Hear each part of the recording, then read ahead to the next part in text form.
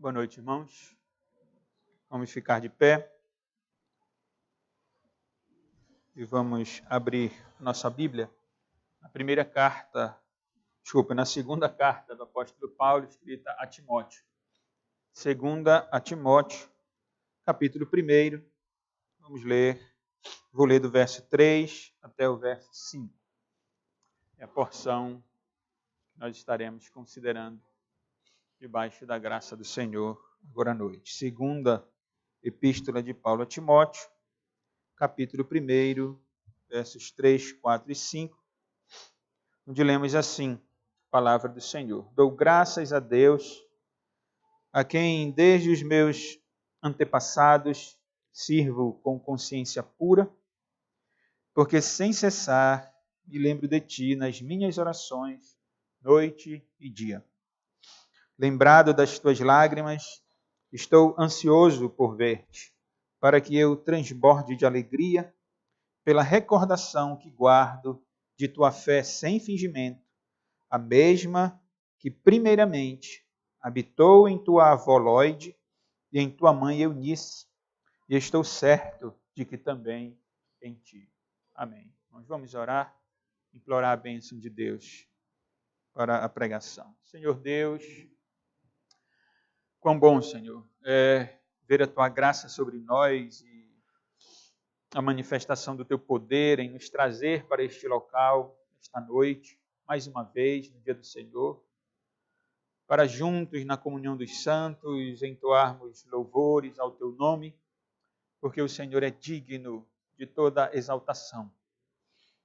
Embora pequeninos, Senhor, nós exaltamos o Senhor. Temos pecado contra ti, temos falhado na nossa caminhada cristã, ainda habita em nós a natureza pecaminosa, herdada de Adão. E diante de ti, Senhor, nós reconhecemos todas as nossas falhas e os pecados, Senhor, que temos cometido. Reconhecemos, Senhor, que temos pecado também por omissão e às vezes pecamos por pensamentos e te suplicamos, Senhor, o perdão para as nossas iniquidades nesse momento. Pedimos, Senhor, certos de que o teu Filho amado morreu na cruz do Calvário para nos purificar, para nos regenerar. E Ele tem feito isso, Senhor, mediante a Tua palavra, tem nos santificado, tem nos encorajado, nos admoestado. E nós somos gratos por isso, Senhor. Te suplicamos neste momento a Tua bênção sobre nós. Recebe, Senhor, o louvor que acabamos de entoar a Ti. Recebe, Senhor, o culto que vimos Te prestar. Te suplicamos por aqueles que não podem estar conosco, por motivos justos, que o Senhor os abençoe, que o Senhor esteja derramando também da Tua graça sobre eles. E abençoa, Senhor, os enfermos também da nossa igreja, cuida deles, consola-os, conforta-os, restabelece a saúde deles, Senhor, de acordo com a Tua vontade. E nesse momento, Senhor, de pregação, que o Senhor abençoe, Pai, a explanação, a exposição desses versículos. Tem misericórdia, Senhor, de mim, me ajuda, me auxilia. Me dê, Senhor, sempre autoridade vinda do alto para expor a Tua palavra com verdade, com acuracidade, com sinceridade, na total dependência do Espírito Santo, Senhor. E também abençoa a igreja, os irmãos que aqui se congregam, aqueles que nos visitam, que serão expostos também à pregação da Tua palavra. Que Teu Espírito Santo conduza as suas mentes, o coração deles, para que eles recebam a palavra do Senhor e que a Tua palavra encontre guarida, Senhor, em cada vida, e que venha a prosperar, Senhor, de acordo com o desígnio e o propósito que o Senhor mesmo determinou.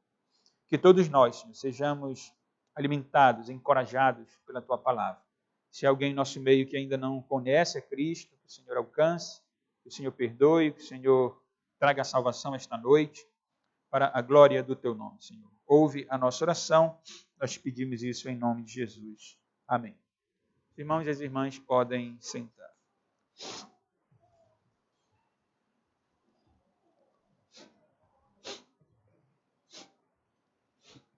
O profeta de Jeremias, quando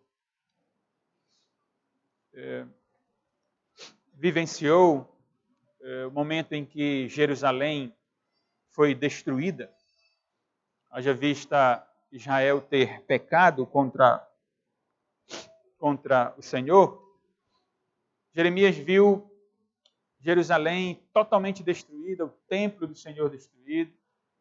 Jeremias diz o texto, em Lamentações, que ele via fumaça subindo de Jerusalém, depois de o Império Babilônico ter destruído toda a cidade. E ali naquela ocasião, Jeremias expressou as suas palavras dizendo: quero trazer à memória o que me pode dar esperança. Parece que Paulo, irmãos, quando escreve a segunda carta a Timóteo, considerando, obviamente, as proporções, contextos totalmente diferentes, mas parece que Paulo, sobretudo nesses versículos que nós temos aqui, tem o mesmo pensamento.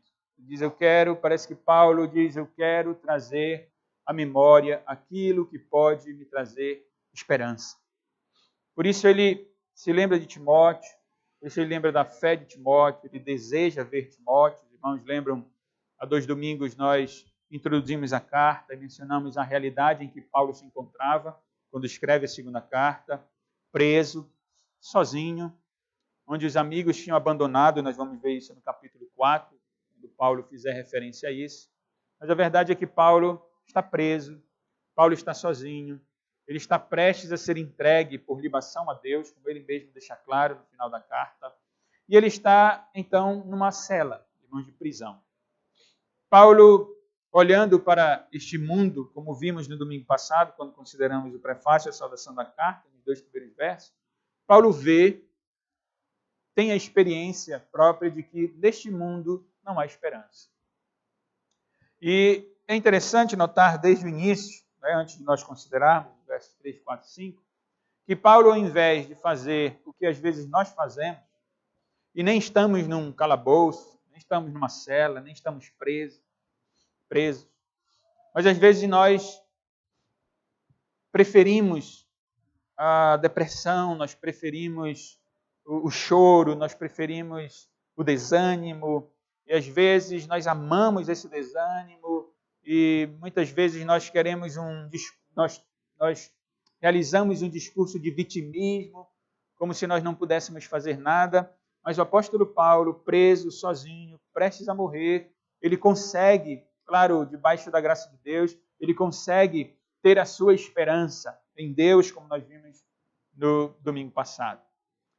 E ele tem, então, a sua mente conduzida pelo Senhor, as coisas boas do Senhor, as realidades espirituais. E ele não se prende à situação que ele estava passando. Por isso digo, Paulo, então, parece ter em mente aquilo que pode trazer esperança a ele. E essa esperança de Paulo, quando ele escreve esses versículos, nós vamos considerar agora, essa esperança de Paulo ao trazer à memória Timóteo, a agradecer a Deus pela vida de Timóteo, não pela vida de Timóteo, mas também, como vamos ver agora, pela sua própria vida. Deus o havia guardado e conduzido ao ministério cristão. Paulo faz isso, irmãos, porque a fé que ele tinha, assim como a fé que Timóteo tinha, era uma fé sem fingimento, era uma fé verdadeira. E eu quero considerar esses 3 versos de forma breve sobre esse tema, fé sem fingimento.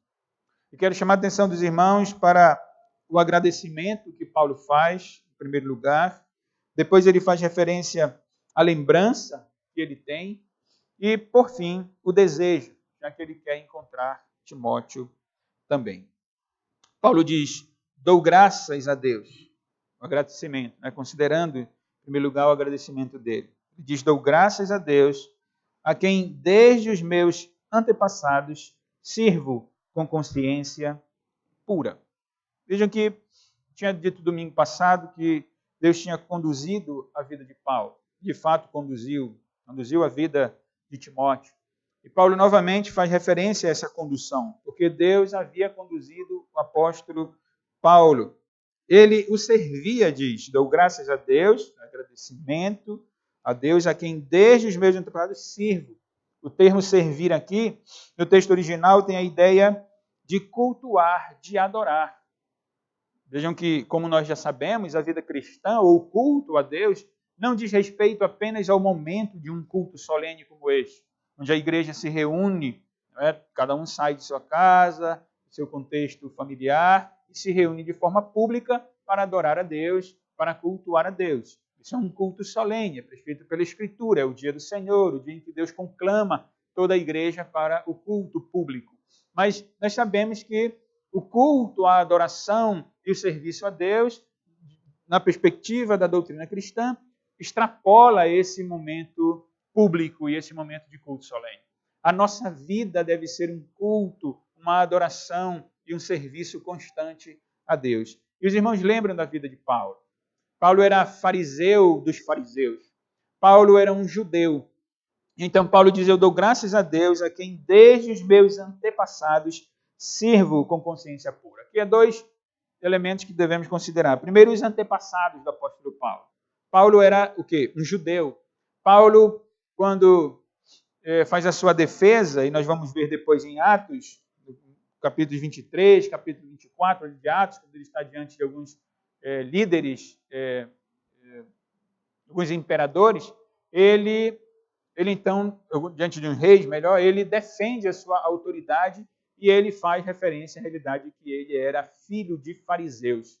E o fariseu era aquele indivíduo judeu que era bastante exigente no que dizia respeito à lei e à sua vida diante da lei de Deus, da lei mosaica do Antigo Testamento. Então vejam que Paulo faz referência, ele diz que ele serve a Deus desde os seus antepassados. É verdade que Paulo foi convertido por Cristo no caminho de Damasco, está relatado no capítulo 9 do livro de Atos, mas Paulo faz referência aos seus antepassados. Não que ele esteja aqui dizendo que a religião judaica era a religião genuína na sua perfeição. Não, ele não diz isso, porque ele é um cristão, mas vejam que ele não está aqui, ao mesmo tempo que ele não defende a religião judaica como uma religião perfeita, ao mesmo tempo ele não está aqui contrapondo a religião judaica com a religião cristã. Porque Paulo sabe muito bem, como um judeu e convertido por Cristo no caminho de Damasco, Paulo sabe que o cristianismo ele é uma continuidade da religião judaica. É por isso que ele diz, eu sirvo a Deus, eu dou graças a Deus, quem desde os meus antepassados, aqueles que me ensinaram, os meus pais, ele pode estar fazendo referência aos seus pais, ele pode estar fazendo referência aos patriarcas, Abraão, Isaac e Jacó, a toda a linhagem judaica. A verdade é que ele, repito, está aqui se referindo à continuidade, à continuação dessa religião, como nós sabemos que é de fato. Nós que somos aliancistas, a nossa teologia reformada é a teologia da aliança, e nós não fazemos distinção entre a revelação de Deus, nós não fazemos distinção entre o Antigo e o Novo Testamento no que diz respeito à revelação de Deus. O princípio hermenêutico é que a revelação é progressiva. Então Deus quis revelar a Abraão, como nós temos estudado no Antigo Testamento, e ele foi se revelando até o ponto de vir Cristo, estabelecer os seus apóstolos, por isso a nossa teologia é aliancista, por isso nós entendemos que Deus tem um só povo, Deus não tem dois povos, judeus e cristãos, mas um povo só, os verdadeiros filhos de Abraão, como os irmãos conhecem bem, já temos falado bastante sobre isso na exposição do Antigo Testamento também. Voltando ao texto, Paulo diz, dou graças a Deus a quem desde os meus antepassados, aqueles com quem ele havia aprendido o caminho de Deus, porque a religião judaica, de fato, aponta para o serviço a Deus, para o Deus verdadeiro, é o Deus que criou os céus, a terra, o mar e tudo o que neles há. Paulo diz, então, eu sirvo a Deus, eu agradeço a Deus a quem eu sirvo desde meus antepassados e sirvo com consciência pura. Aqui nós vimos pela manhã a realidade da consciência, e Paulo, ao falar dessa consciência pura que ele tinha, ele se refere à sinceridade diante de Deus. Não que ele sempre tivesse uma consciência impecável. Não é verdade. Quando ele escreve aos Romanos, falando daquela luta entre a carne e o espírito, aquela luta que todo crente tem, de querer fazer as coisas de Deus, mas não faz, de não querer fazer aquilo que desagrada a Deus e acaba fazendo. Paulo disse, olha, eu soube que eu era pecador pela lei.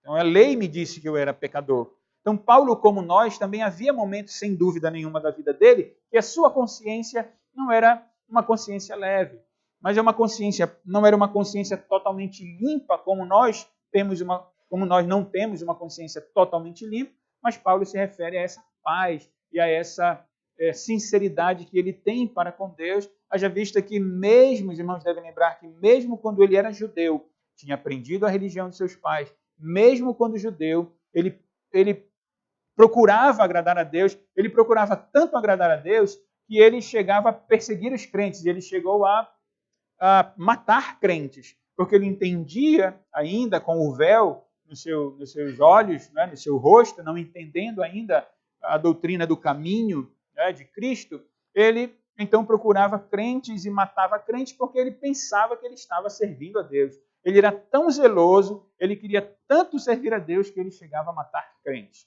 Claro que a sua consciência pura, eu entendo, juntamente com outros intérpretes, que não diz respeito a esse momento da sua vida pregressa na religião do judaísmo, na religião judaica. Porque ele estava cego, ele ainda não conhecia o Cristo.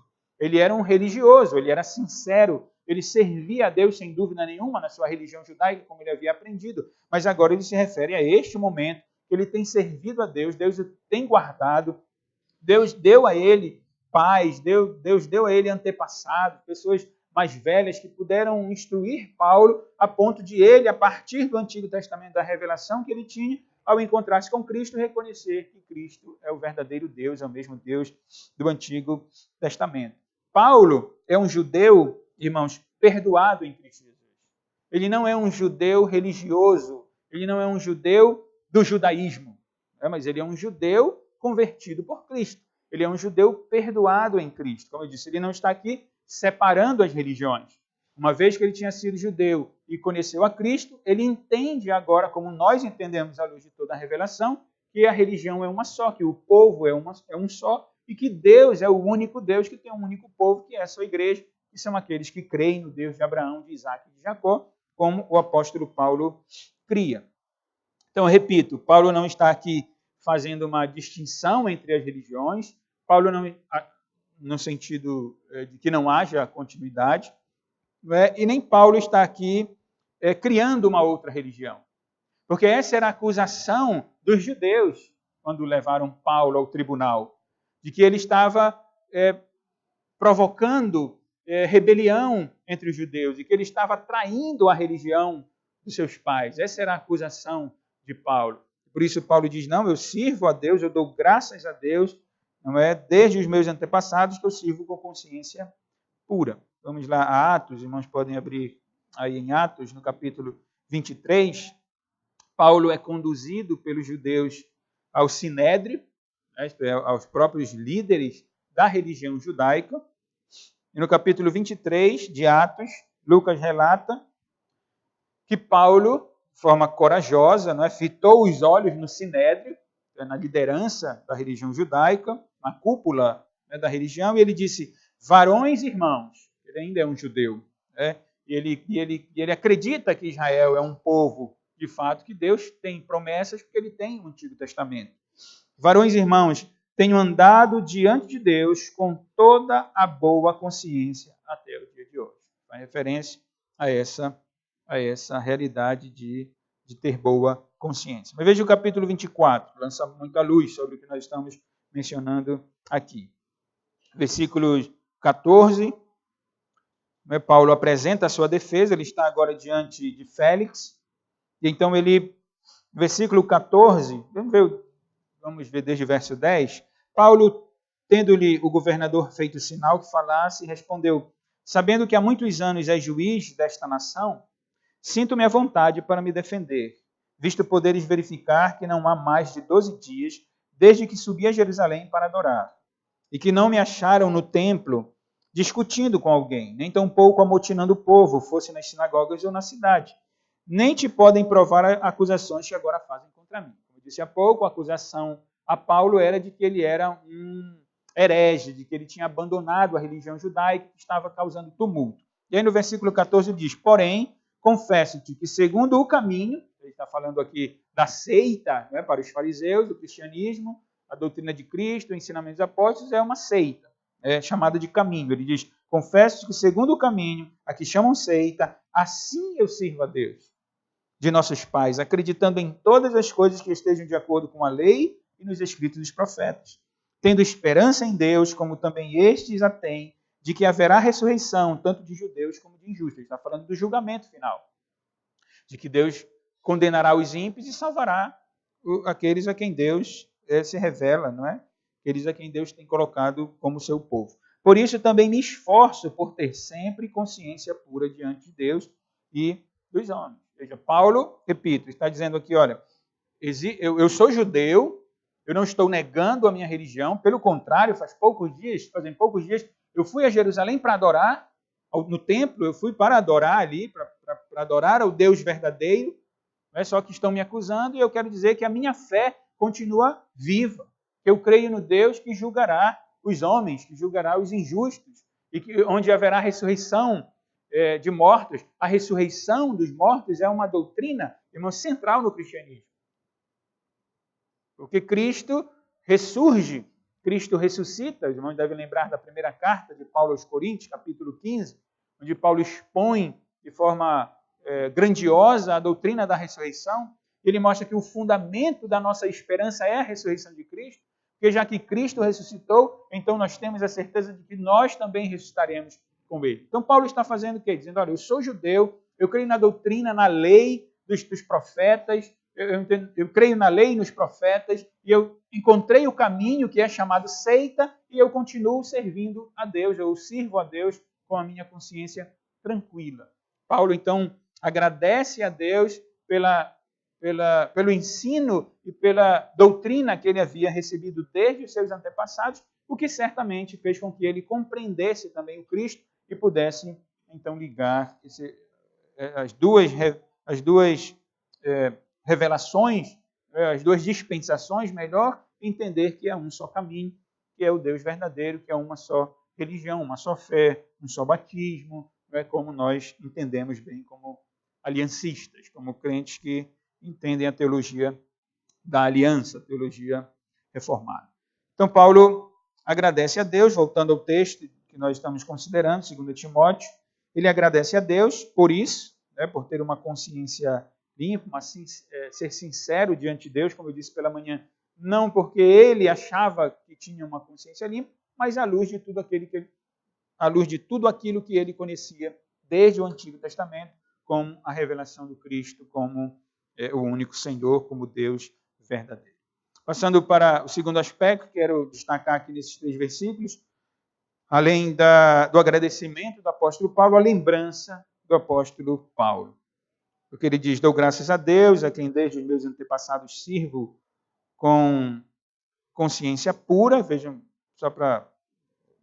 que Paulo não confiava no seu farisaísmo, ele não confiava na sua capacidade religiosa, mas ele confiava no Cristo. E aí ele então menciona aqui os irmãos a lembrança, porque sem cessar me lembro de ti nas minhas orações, noite e dia. Lembrado das tuas lágrimas, então ele lembra, no final do versículo 3, de Timóteo e ora por ele.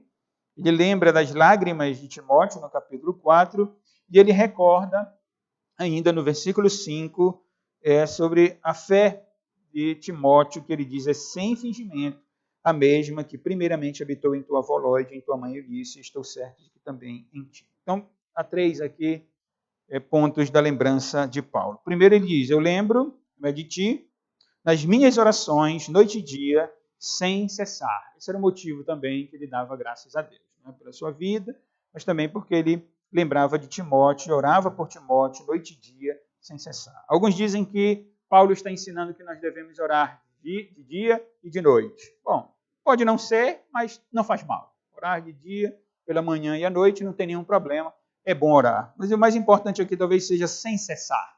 Então essa é a orientação que Paulo dá, quando ele escreve aos Tessalonicenses, ele diz orai sem cessar, e essa deve ser a nossa prática de oração. E Paulo se alegra, não é? Paulo traz à memória aquilo que pode dar esperança a ele, a vida dele, a forma como Deus o converteu. Agora, ele lembra de Timóteo porque ele está preso.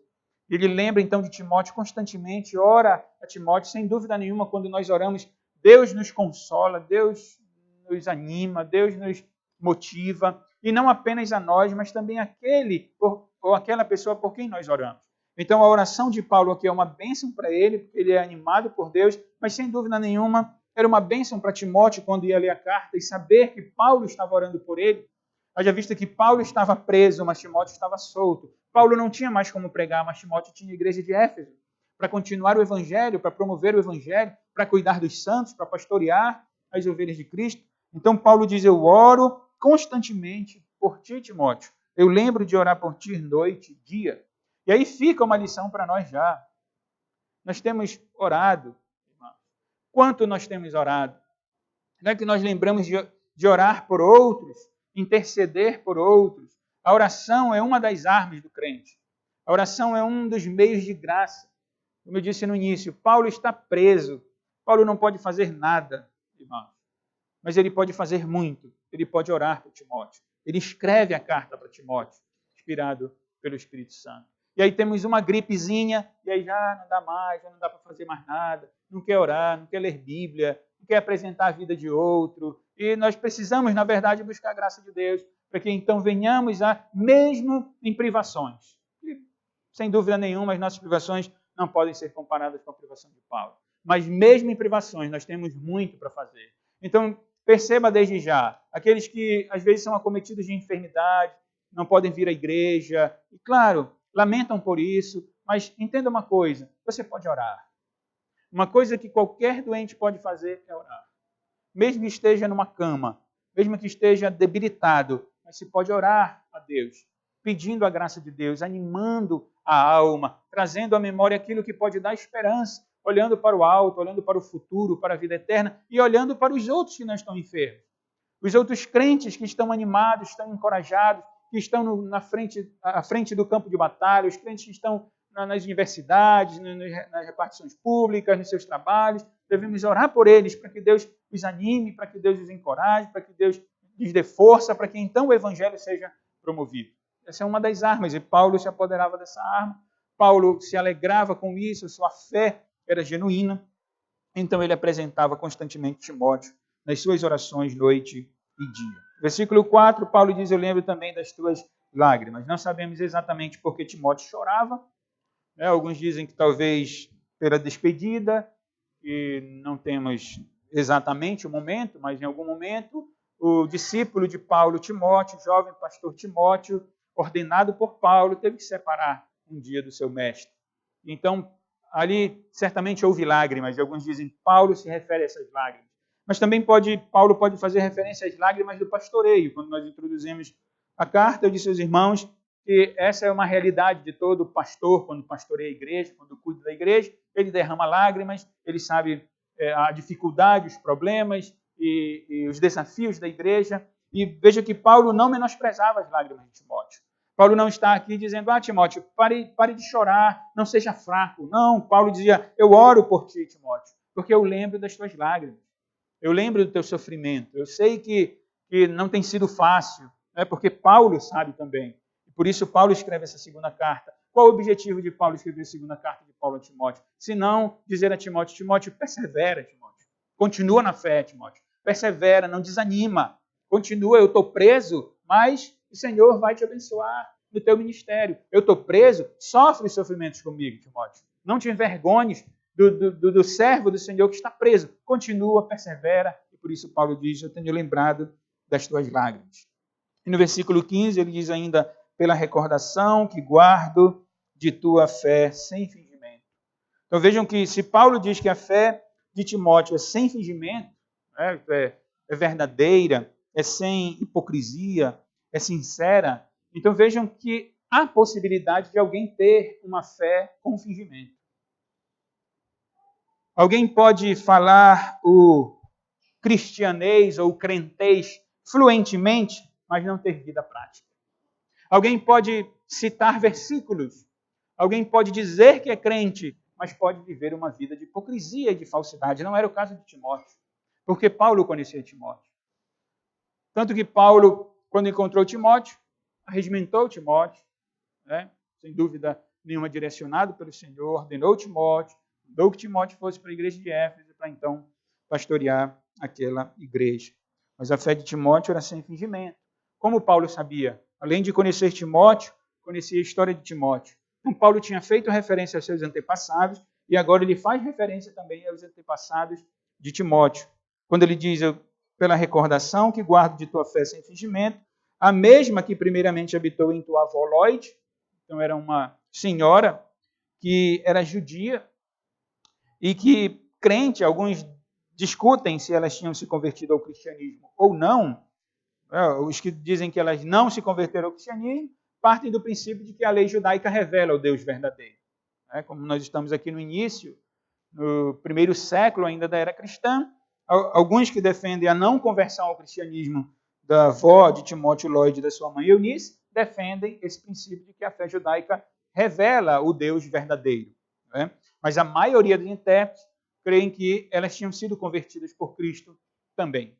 Já visto que elas dão um testemunho, ensinam a Timóteo, e Paulo se refere à fé de Timóteo, não uma fé judaica, porque Paulo não tinha a fé judaica somente, mas Paulo se refere a Timóteo como um crente em Cristo. Então ele diz, a fé primeiro habitou na tua avó Loide e na tua mãe Eunice, e eu estou certo de que também habita em ti. Vejam que Paulo, irmãos, se alegra aqui, ele se alegra lembrando de Timóteo, e ele se alegra também trazendo à memória a lembrança da avó e da mãe de Timóteo. Paulo está se alegrando aqui, irmãos, em ver que há um pastor realmente crente, um homem realmente crente como Timóteo. Paulo se alegra aqui em saber que a avó de Timóteo, a mãe de Timóteo, eram crentes também. Essa deve ser a nossa alegria. Que crente não se alegra em saber que há outro crente sincero e fiel a Deus? Que pastor não se alegra? Paulo está se alegrando com Timóteo. Saber que Timóteo é um crente verdadeiro. Essa deve ser a nossa maior alegria, irmãos. Por quê? Já mencionei há pouco. Pela simples realidade de que a obra do Senhor continua. Eu costumo dizer que o meu desejo era abrir campo missionário em todo canto aqui da cidade. Abrir uma igreja presbiteriana na Cidade Velha, abrir uma igreja em Outeiro, abrir uma igreja em Mosqueiro e por aí vai. Mas, à luz da Escritura, grande é a seara, são poucos os trabalhadores da seara, rogai ao Senhor da seara para que Ele envie trabalhadores para a sua seara. Esse é o meu desejo. Então, quando eu encontro alguém, e essa é a alegria dos irmãos também, quando nós encontramos alguém crente que serve a Deus, que está em um lugar onde nós não podemos ir, nós nos alegramos. Por quê? Porque nós sabemos que a obra do Senhor continua. Um crente vai testemunhar sobre o Evangelho. Então, Paulo está se alegrando porque viu a avó de Timóteo, a mãe de Timóteo, ensinando Timóteo, vendo que o Evangelho, ou a manifestação do poder de Deus na vida do apóstolo Paulo era real, na vida de outras pessoas também, como havia sido na avó, na mãe de Timóteo e no próprio Timóteo. Então, a alegria de Paulo, veja, é que o Evangelho continua. O Evangelho está continuando.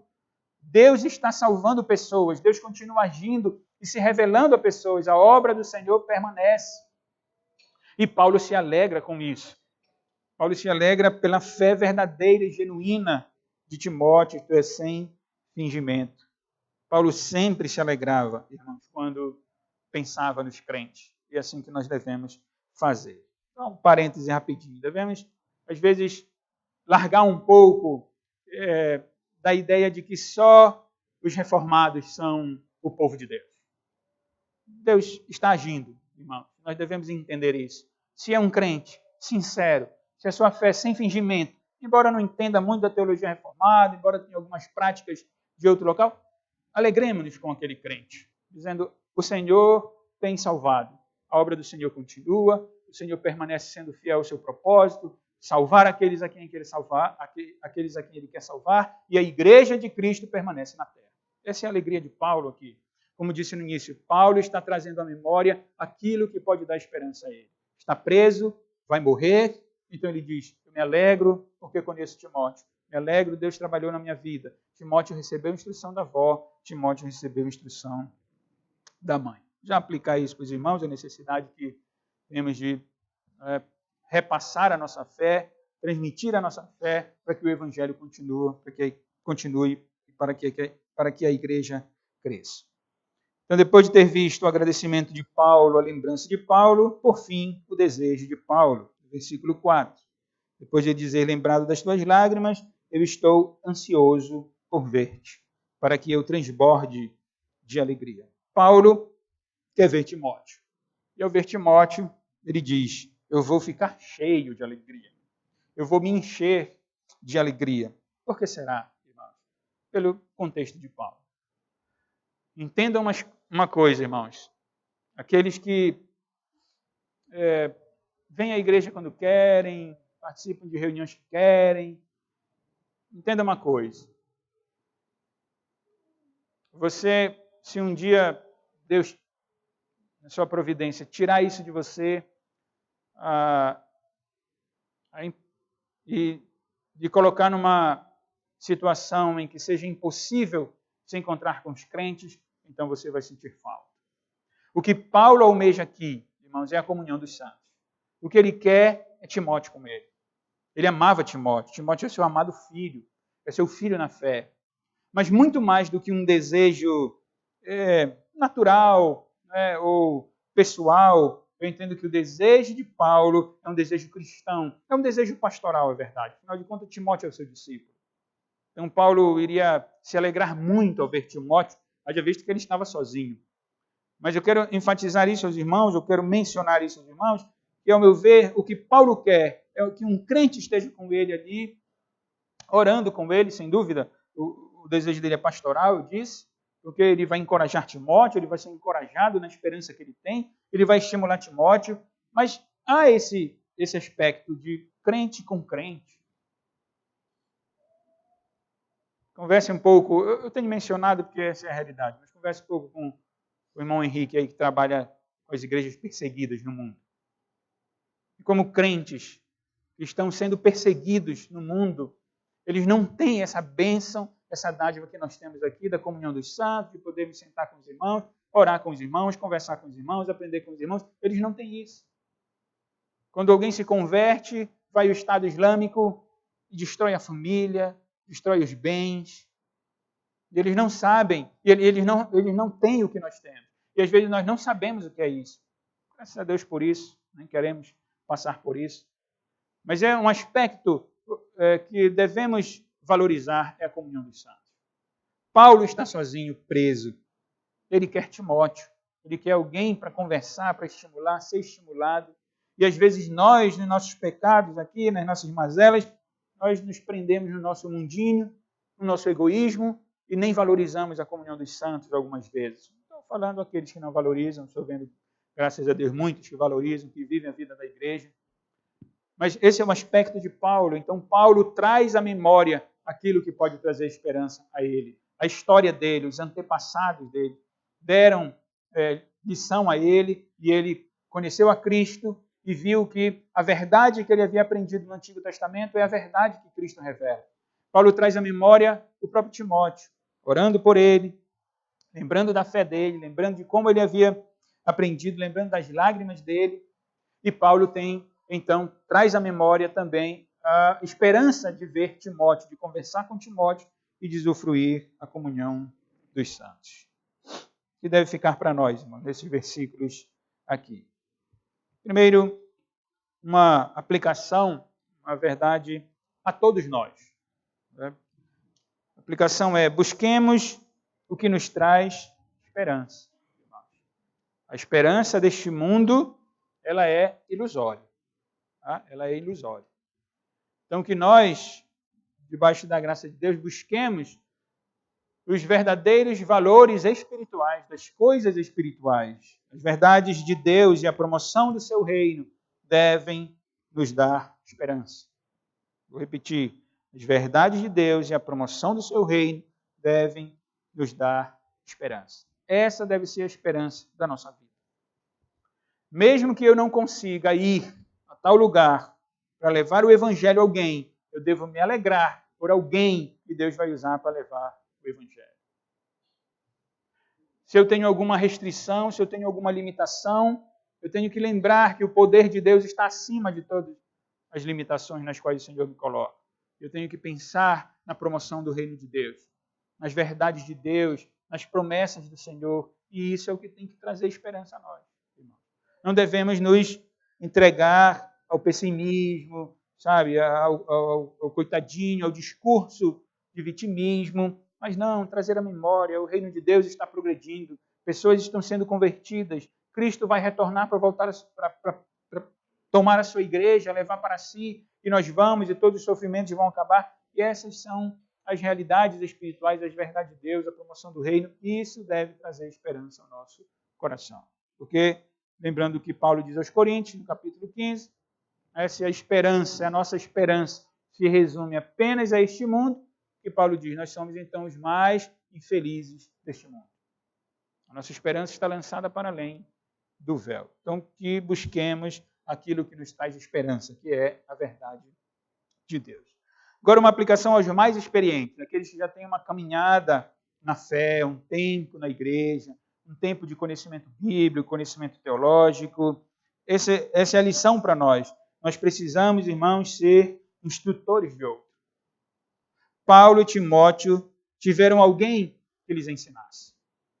Irmãos, viram Paulo dizendo, eu louvo a Deus, eu sirvo a Deus desde os meus antepassados. Então, Paulo, como judeu, tinha os seus pais judeus, tinha alguém que falasse das escrituras do Antigo Testamento para ele, e ele tinha aprendido, depois foi convertido por Cristo. Timóteo tinha sua avó, tinha sua mãe, que deram um bom testemunho a ele, que ensinaram a ele a fé verdadeira, e ele então creu pela instrumentalidade daqueles que Deus havia colocado na vida deles. Então, os mais experientes devem, sim, ser instrutores de outros. E a pergunta prática é, irmãos, a quem você tem acompanhado para ajudar na trajetória cristã? Você já parou para pensar nisso? Eu temo que nós quase não pensemos nisso. E que nós preferimos, às vezes, ficar... Está muito bom, eu tenho aprendido tanto, Deus tem me abençoado tanto, eu tenho compreendido tantas verdades bíblicas, Deus tem me ensinado tanta coisa, e que tal? E aí? Isso é egoísmo. Nós precisamos sim instruir outros, nós precisamos sim discipular outros, nós precisamos sim compartilhar do Evangelho com outros. Por quê? Porque o Evangelho do Senhor continua. Todos nós, exceto aqueles que estiverem vivos na volta de Cristo, vão morrer. Todos vão morrer. Você parou para pensar, se nós não fizermos discípulos, então a igreja não continuará? Pararam para pensar nisso? Nós pouco pensamos nisso, eu acho. Mas essa é uma lição. Olhando para o texto, para a vida de Paulo, para a vida de Timóteo, e aplicando aos mais experientes, eu digo, nós precisamos ser instrutores de outros. A quem você tem acompanhado para ajudar na trajetória cristã? Com quem você tem orado? Você tem orado com algum irmão ou com alguma irmã? Irmão, vamos orar juntos, irmão? Aí o irmão vem, conta um problema, e você faz o que depois com esse problema com ele? Irmão, é isso mesmo, difícil. Tá bom, eu vou orar por você. Se orar, tá bom, lá em casa. Quantas vezes a gente diz, eu vou orar, e esquece de orar. Aí no domingo encontra o irmão, orou por mim, irmão? Esqueceu de orar. Ore na hora com o irmão, vamos orar junto, irmão. Vamos orar aqui, pedir a graça de Deus por esse problema seu. Também tem experimentado essa luta, essa dificuldade, vamos orar juntos. Faça discípulos, instrua os outros, influencie os outros, vocês que são mais experientes em caminhada cristã. Agora, os mais novos, né? Os mais novos, aqueles que têm pouco tempo na caminhada cristã, aprenda com os outros. Nós precisamos sempre aprender com os outros. Jovens, não menosprezem o ensino que vocês têm recebido. Dos pais de vocês, das mães de vocês, dos avós de vocês, do vovô, da vovó, que são crentes. E a lição também, né, para os pais, os mais experientes, quando mencionei aqui, os pais, os avós, as avós, sejam bênção para o neto de vocês, converse com o neto de vocês, chame o neto para orar, leia a Bíblia com o neto, brinque com o neto, dê influência. Mas eu estava nos jovens já jovens, os mais jovens, valorizem o ensino que vocês têm recebido. Do papai, da mamãe, do vovô, da vovó, dos pastores que Deus tem colocado no seu caminho, os mais experientes, dos presbíteros da igreja, de homens e mulheres mais idosos, mais experientes na caminhada, na trajetória cristã. Aprenda com eles. Paulo, o apóstolo Paulo, conhecido, grande conhecido nosso, apóstolo Paulo, a quem o Espírito Santo inspirou, escreveu mais da metade do Novo Testamento, era pequenino e aprendeu com mais experientes. Timóteo, pastor Timóteo, né, da igreja de Éfeso, jovem pastor, tinha aprendido com a vovó, tinha aprendido com a mamãe. Então não desvalorize o que Deus tem lhe dado.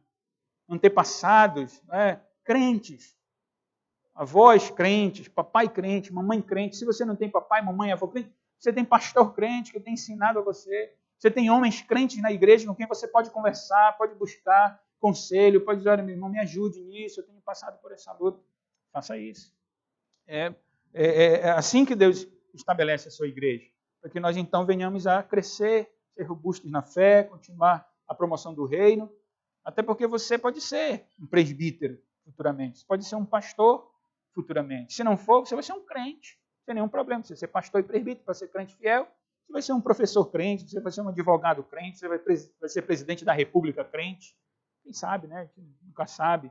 Mas é assim que Deus faz com que a sua igreja permaneça sempre quando nós aprendemos com os outros. E para terminar, novamente uma aplicação a todos nós, a nossa fé deve ser verdadeira, como era de Timóteo, como era de Paulo também. Fingir é o mesmo que mentir. E fingir é desagradar a Deus. Mentir é pecar contra Deus. A fé, ela não é comunicada por genética. Não é. Há aqui, sem dúvida nenhuma, o que nós poderíamos chamar de uma herança de fé. Né? Timóteo tinha seus antepassados e comunicaram a fé ali na responsabilidade daqueles. A avó de Timóteo, a mãe de Timóteo também. Mas a fé não é algo genético. A fé não vem no sangue. Todos nós temos que um dia reconhecer o nosso estado pecaminoso e confessar a vida a Cristo. E crer em Cristo, e crer nas promessas de Cristo. Crer no corpo de doutrina que o Senhor entregou aos apóstolos, que nós temos considerado aqui. Então é necessário, sim, que a nossa fé seja genuína, que seja em Cristo. Porque cada um prestará conta diante de Deus. Né? A alma que pecar, essa morrerá. Então, e aquele que confessa a Cristo recebe o perdão de Cristo. Aquele que crê em Cristo, Jesus disse isso, quem crê em mim, do seu interior fluirão rios de água viva. Então é necessário que todos nós, como cristãos, como membros da Igreja de Cristo, tenhamos uma fé genuína, uma fé não fingida, uma fé não hipócrita, mas verdadeira, genuína, sincera. Não significa perfeição, mas significa reconhecimento das limitações, os tropeços e os erros. Então, diante de Deus e diante de um irmão mais experiente, uma irmã experiente, dizer, meu irmão, eu tenho pecado nisso, eu tenho errado nisso, me ajude. Isso é uma fé sincera, sem hipocrisia, uma fé em Cristo, crendo que Deus abençoa, que Deus restaura. Então, que a nossa fé, todos nós estamos incluídos nisso, que a nossa fé seja verdadeira, que não seja com fingimento, que não seja mentirosa, mas que a nossa fé esteja em Cristo Jesus. Todos nós, jovens, crianças, estão aqui, todos nós, todos vocês, têm que realmente crer em Cristo, crer em Jesus, confiar nele a sua vida, confiar nas suas promessas, reconhecer que a salvação somente nele. Essa era a fé de Paulo. Essa era a fé do apóstolo Paulo. Cria em Deus, cria no Espírito Santo, cria em Cristo Jesus, e era um crente verdadeiro e via isso no pastor Timóteo, e essa deve ser a nossa fé também genuína em Cristo, Deus Pai, Deus Filho, Deus Espírito Santo. Então, irmãos, para concluir, lembrar o que deve ficar para nós. Busquemos o que nos traz esperança, bom? Verdades de Deus, traz esperança ao nosso coração. Os mais experientes sejam instrutores de outros, os mais jovens valorizem o que os mais velhos têm acerca do Evangelho para dar para vocês, e a todos nós que a nossa fé seja verdadeira, não fingida, sem hipocrisia. Que Deus nos abençoe. Vamos ficar de pé. Peço ao presbítero Zoênio que escolha um hino, um cântico. Nós vamos louvar o nosso Deus, depois orar e encerrar o culto.